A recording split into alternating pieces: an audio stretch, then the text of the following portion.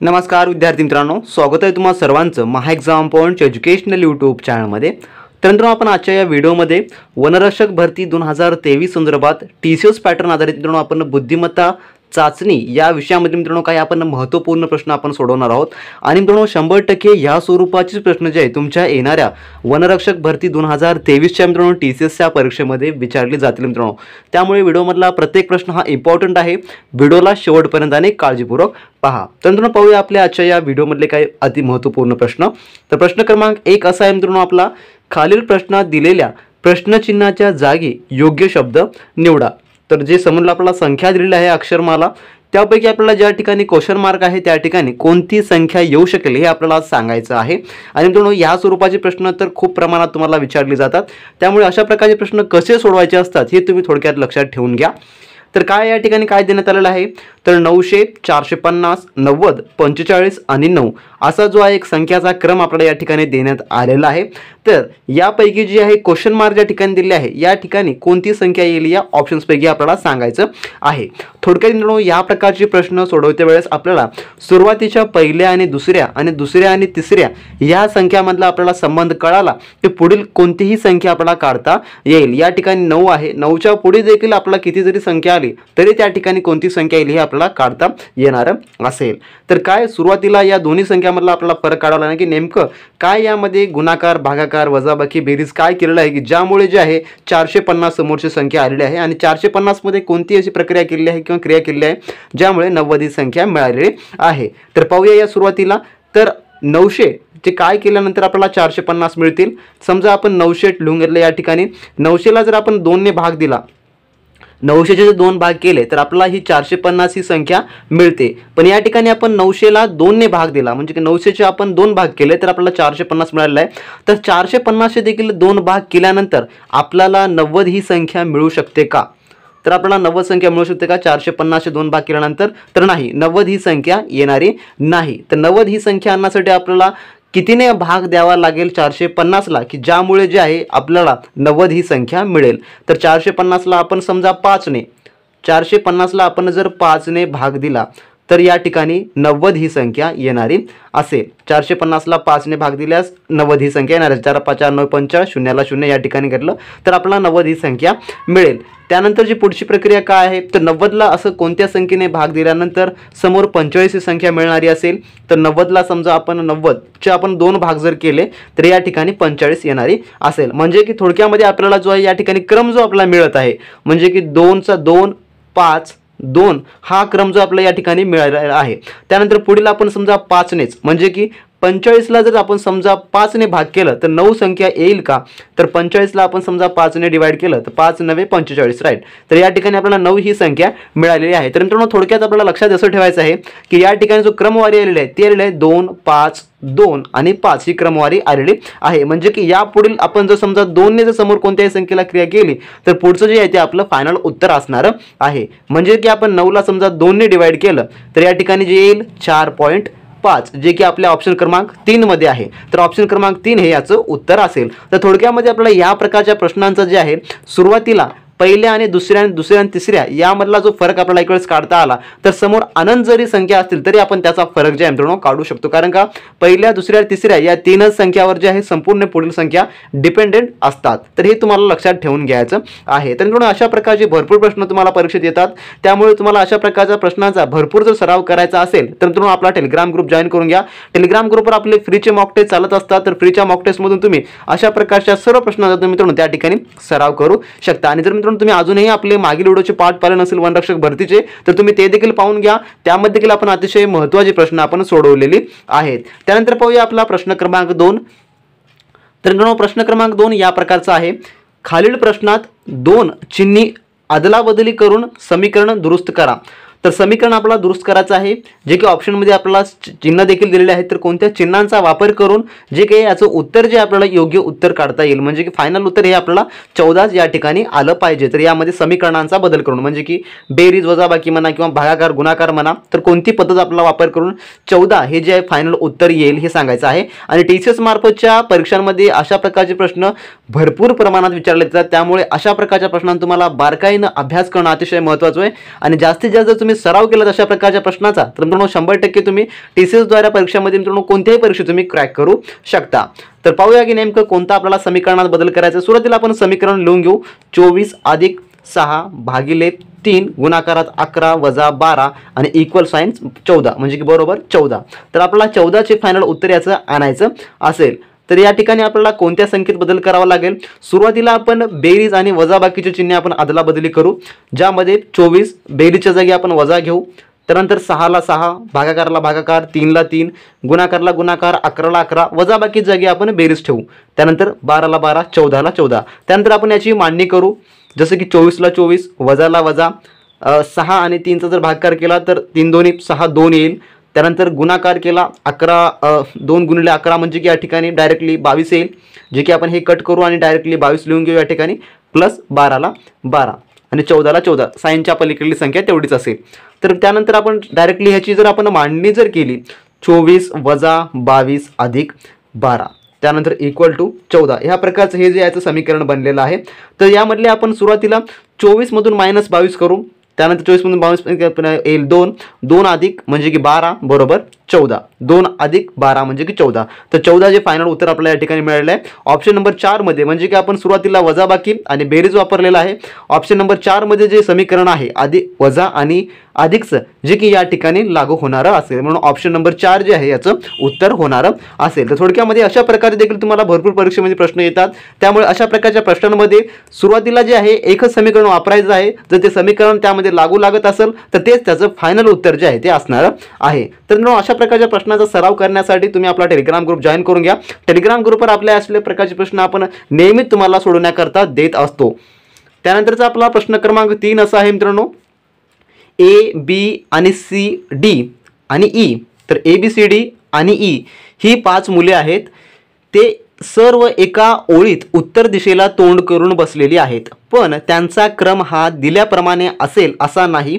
ए हा बी आणि डीच्या मध्यभागी बसलेला आहे, तर सी हा डी आणि ईच्या मध्यभागी बसलेला आहे, तर ओळीच्या मध्यभागी कोण बसलेला आहे। तर ओळीच्या मध्यभागी जो बसलेला आहे तो आपल्याला या ठिकाणी शोधायचा आहे। तर मध्यभागी नेमकं कोण आहे। तर अशा प्रकारचे प्रश्न फक्त दिसायलाच मोठे असतात, सोडवण्यासाठी अगदी इझी असतात, अगदी इझी। जर तुम्हाला जर याची एक पद्धत माहिती असेल तर सुरुवातीला कच्चा कागद कामासाठी जर तुम्हाला कागद दिलेला असेल तो कागद तुम्हाला जवळ घ्यायचा आहे, त्या कागदावर तुम्हाला सुरुवातीला एक ड्रॉइंग काढून घ्यायची आहे। थोडक्यात म्हणजे कसं की A B C D E 5 मुले आहेत, तर ए बी सी डी आणि ई ही 5 मुले आहेत। तर काय म्हटलेलं आहे, ए हा बी आणि डीच्या मध्यभागी बसलेला आहे म्हटलेला आहे। ए हा कायच्या म्हटलं आहे, ए हा बी आणि डीच्या मध्यभागी बसलेला आहे म्हटलं आहे। तर सुरुवातीला आपण काय लिहून घेऊ या ठिकाणी, बी जे की ए आणि त्यानंतर डी, तर ए हा कुठं आहे, बी आणि डीच्या मध्यभागी, राईट मध्यभागी आहे। तर आपण घेतलं याला मध्यभागी, बी आणि डीच्या मध्यभागी ए घेतलेला आहे। त्यानंतर काय म्हटलेलं आहे, तर सी हा डी आणि ईच्या मध्यभागी बसलेला आहे म्हटले, तर काय म्हटलं आहे, तर सी हा डी आणि ईच्या मध्यभागी आहे म्हटले, डीला डी असणारच आहे। त्यानंतर या ठिकाणी काय येईल, तर या ठिकाणी येईल सी आणि ई, तर बी आणि डीच्या मध्यभागी ए आहे, तर ई आणि डीच्या मध्यभागी काय आहे, सी आहे। तर या सर्वांच्या मध्यभागी कोण आला, तर ते आहे डी, म्हणून याचं उत्तर जे असणार असेल ते असेल ऑप्शन नंबर 4, म्हणजे की डी जो आहे तो मध्यभागी बसलेला आहे। तुम्ही परत एक वेळेस मी तुम्हाला सांगेल या ठिकाणी की ए जो आहे बी आणि डीच्या मध्यभागी आहे, त्यामुळे आपण डी घेतलं। तसेच ई देखील, तर सी जो आहे तो आहे डी आणि ईच्या मध्यभागी आहे, डी आणि ईच्या मध्यभागी सी आहे, म्हणून ऑप्शन नंबर डी हे याचं उत्तर असणार आहे। तर सुरुवातीला फक्त तुम्हाला ड्रायव्हिंग काढून त्यांची क्रमवारी जर बैठक क्रमांक व्यवस्थित लिहिलात तर तुम्हाला याचं उत्तर जे आहे अवघ्या सेकंदामध्ये काढता येईल मित्रांनो। अगदी सोप्या प्रकारची ही प्रश्न जी आहे ती असतात। त्यानंतर आपला क्वेश्चन नंबर 4 असा आहे, जर समजा 7 अधिक 4 बरोबर 113 आणि 9 अधिक 3 बरोबर 108 तर 5 अधिक 7 बरोबर किती। तर सुरुवातीला आपण जे आहे ही संख्या लिहून घेऊ, 7 अधिक 4 बरोबर 113 आणि 9 अधिक 3 बरोबर 108। तर नेमकं 113 आणि 108 जी संख्या आहे ती आपल्याला कशी मिळालेली आहे हे आपल्याला सुरुवातीला समजून घेणं अधिक महत्त्वाचं आहे। तर जाणून घेऊ 7 अधिक 14 कसे आलेले आहेत, तर जे की 7 + 4 केल्यानंतर 113, तर या ठिकाणी थोडक्यात आपल्याला वर्गमूळ आणि घनमूळ ह्या दोन पद्धती वापराव्या लागणाऱ्या असतील. अशा प्रकारच्या संख्या जर वाढीव असेल तर कोणत्या ना कोणत्या संख्येचं वर्गमूळ किंवा घनमूळ करूनच त्या ठिकाणी बेरीज केलेली असेल, हे आपल्याला लक्षात ठेवून घ्यायचं आहे. जसं की 7चा वर्ग काय येईल, 7चा वर्ग 49, राईट. 4चा वर्ग काय येईल, या ठिकाणी 4 चोक 16, 4 चोक 16. जर या दोघांची बेरीज केली तर या ठिकाणी 113 येईल का, तर या ठिकाणी 113 जे आहे ते येणार नाही. त्यामुळे आपण एका संख्येचा वर्ग आणि एका संख्येचा आपण घनमूळ घेऊ. तर 7चा जर आपण वर्ग केलं तर 7चा वर्ग येईल 49, आणि 4चा जर आपण घन केलं तर 4चा आपण घन किती येईल, 4चा घन येईल 64. जर आपण या दोघांची बेरीज केली तर 113 येईल का, 6, राईट. 113 या ठिकाणी येणार असेल. तर 113 जे आहे आपल्याला ही पद्धत केल्यानंतर मिळत आहे. परंतु 108 देखील आपल्याला हे मिळत आहे का, हीच पद्धत वापरल्यानंतर ते आपल्याला पुढील उदाहरणात करायचं आहे. तर 9चा आपण स्क्वेअर घेतला, 9 9 81 हा स्क्वेअर झाला. 3चा घन घ्यायचा आपल्याला या ठिकाणी. 3चा घन किती येईल, 27. तर या दोघांची बेरीज केल्यानंतर 108 येईल का, तर 8 आणि राईट 8 आणि 2 10. तर राईट 108 या ठिकाणी आपल्याला मिळालेला आहे. म्हणजे की आपल्याला जी पुढील संख्या दिलेली आहे 5 अधिक 7, या ठिकाणी देखील हीच पद्धत वापरायची आहे. म्हणजे की थोडक्यात 5चा आपण स्क्वेअर घेतला, 5चा स्क्वेअर 25 येईल, आणि 7चा जे आपल्याला घनमूळ घ्यायचा आहे, 7चा घनमूळ किती होईल, तर 7चा जे घनमूळ होणार आहे ते आहे 343. 7चा घनमूळ 343 होतो. तर या दोघांची बेरीज जर केला आपण तर या दोघांची बेरीज होईल 368.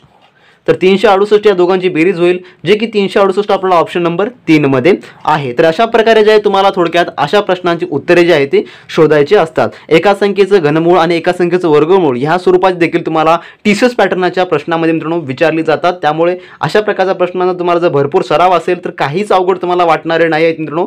त्यामुळे मित्रांनो तुम्ही आपला टेलिग्राम ग्रुप जॉईन करून घ्या, आणि ज्या विद्यार्थ्यांना आपले एक्सपेक्टेड क्वेश्चनचे टेस्ट किंवा नोट्स हवे असतील, जे की वनरक्षक भरतीच्या प्रॉपर तयारीसाठी मित्रांनो सर्व काही मुद्दे त्यामध्ये नमूद करण्यात आले. तुम्हाला कुठेही एक्सपेन्सिव्ह बॅचेस लावण्याची गरज नाही मित्रांनो. अगदी अफोर्डेबल प्राइसमध्ये तुम्ही सर्व काही मिळू शकता. त्याचा जर अभ्यास केला तर 100% मित्रांनो तुम्ही येणारी TCS परीक्षा मित्रांनो क्रॅक करू शकता. कारण जे परीक्षा दृष्टिकोन महत्त्वाचं आहे तेच तुम्हाला त्यामध्ये इन्व्हॉल्व करून देण्यात आलेलं आहे. जर मिळवायचं असेल डिस्क्रिप्शन बॉक्समध्ये आपल्या व्हॉट्सअप सर्व्हरची लिंक आहे. तुम्ही त्यांच्याशी कॉन्टॅक्ट करून अवघ्या सेकंदामध्ये मित्रांनो तुम्ही सर्व काही ते मिळवू शकता.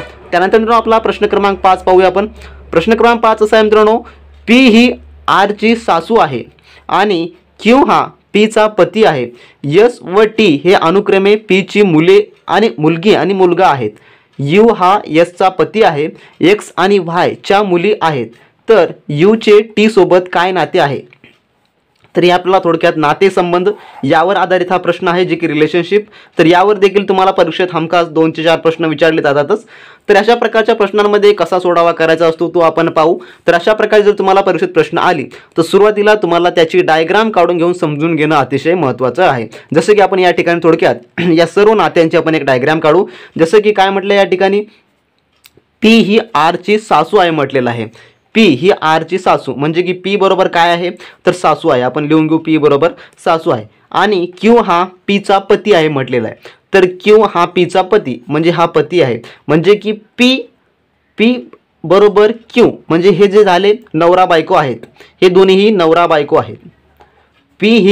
P ही मायनस आहे म्हणजे की स्त्री आहे, आणि Q हा प्लस म्हणजे की हा पती आहे. हे दोघंही नवरा बायको आहेत. हे आपल्याला या ठिकाणाहून कळालेलं आहे पहिल्या लाईनवरून. त्यानंतर S व T हे अनुक्रमे P ची मुलगा मुलगी आहेत. S व T चे मुलगा मुलगी आहेत म्हटलेलं आहे. म्हणजे हे P चे, तर P बरोबर या दोन्हीची आई आहे. तर S म्हणजे या ठिकाणी S म्हणजे मुलगी आहे, तर T म्हणजे मुलगा आहे, राईट. तर ही आई झालेली आहे. P ही S व T ची आई आहे. त्यानंतर काय म्हटलेलं आहे, U हा S चा पती आहे. तर U हा S चा पती म्हटलेला आहे. तर U अधिक S म्हणजे हे दोघंही नवरा बायको झाले. या नात्याने P ही U ची सासू झाली, राईट. U ची सासू कोण आहे, तर P आहे. कारण का S ची आई जी आहे ती P आहे, त्यामुळे हा जावई झाला. P चा जावई कोण होईल, U होईल. तर हे नवरा बायको झाले. त्यानंतर म्हटलेलं आहे X आणि Y च्या मुली आहेत. तर U च्या जे मुली आहेत X आणि Y हे जे आहेत ते याच्या मुली आहेत. U च्या मुली कोण आहेत, तर X आणि Y आहेत. तर दोन्हीही मुलीच आहेत या, जे की S च्या देखील मुलीच होणार असतील. तर काय म्हटलं आपला फायनलला, U चे T सोबत काय नाते आहे म्हटले. तर म्हणजे की U चे जे आहे ते T सोबत काय नाते आहे, U चे T सोबत. तर T हा काय आहे, तर T जो आहे तो आहे S चा भाऊ, राईट. S चा भाऊ आहे. S व T हे आपण वरीच पाहिलेलं आहे की दोघंही बहीण भाऊ आहेत. तर U च्या नात्याने T याचा काय होणार असेल, तर ते आहे मेहुणा, राईट. म्हणजे की बायकोचा भाऊ, तर बायकोचा भाऊ हा काय होतो, तर मेहुणाच होतो आपल्याला. त्यामुळे ऑप्शन नंबर जे आपल्याला 3 या ठिकाणी देण्यात आलेला आहे मेहुणा, बहिणीचा पती किंवा बायकोचा भाऊ, तर हे जे आहेत जे की मेहुणा जे आहे याचं फायनल उत्तर असणार असेल. थोडक्यामध्ये तुम्हाला जर अशा प्रकारचे प्रश्न समजत नसतील तर यावर आधारित आपला एक लवकरच जे मित्रांनो शॉर्ट ट्रिकचा व्हिडिओ येणार आहे, ज्यामध्ये मित्रांनो नातेसंबंधावर आधारित तुम्हाला सर्व प्रश्नांची शॉर्ट ट्रिक त्यामध्ये सांगण्यात येणारी असेल. जर समजत नसेल तर तुम्ही अशा प्रकारे देखील कच्च्या कामाच्या कागदावर तुम्ही अशा प्रकारचे ड्रॉइंग बनवून त्या ठिकाणी देखील तुम्ही अशा प्रकारचे प्रश्न जे मित्रांनो समजून घेऊ शकता. तर मित्रांनो आपल्या आजच्या व्हिडिओमध्ये फक्त हे 5 प्रश्न आपण पाहणार होतो जे की टीसीएसद्वारे मागील परीक्षामध्ये विचारण्यात आलेली होती. आणि जर मित्रांनो तुम्हाला सरावासाठी परीक्षेच्या दृष्टिकोनातून अतिसंभव एक्सपेक्टेड क्वेश्चनचे टेस्ट किंवा नोट्स हवे असतील तर आपल्या व्हॉट्सअप सेलरशी नक्की कॉन्टॅक्ट करा. कॉन्टॅक्ट केल्यानंतर अवघ्या काही सेकंदामध्ये तुम्हाला सर्व काही मिळणार असेल मित्रांनो, जे की एकतर कोणत्याही एक्सपेन्सिव्ह बॅचेसपेक्षा हे खूप महत्त्वाचं आहे मित्रांनो. परीक्षेमध्ये त्यामधलं तुम्हाला 100% येणारच असेल. तर मित्रांनो ज्या विद्यार्थ्यांना फ्रीचे मॉक टेस्ट हवे असतील त्यांनी आपला टेलिग्राम ग्रुप जॉईन करून घ्यावा. टेलिग्राम ग्रुपची लिंक देखील डिस्क्रिप्शन बॉक्समध्ये देण्यात आलेली आहे. तर मित्रांनो भेटूया आपण व्हिडिओच्या नेक्स्ट पार्टमध्ये, ज्यामध्ये आपण याहूनही अधिक महत्त्वाचे व अतिसंभव प्रश्न आपण पाहणार आहोत. त्या व्हिडिओच्या अपडेटसाठी चॅनलला सबस्क्राईब करा, व्हिडिओ आवडला नक्की लाईक करा, चॅनल नवीन असाल तर सबस्क्राईब करा मात्र विसरू नका. तर भेटूया व्हिडिओच्या नेक्स्ट अपडेटमध्ये. तोपर्यंत बी प्रॅक्टिस क्रॅक एक्झाम.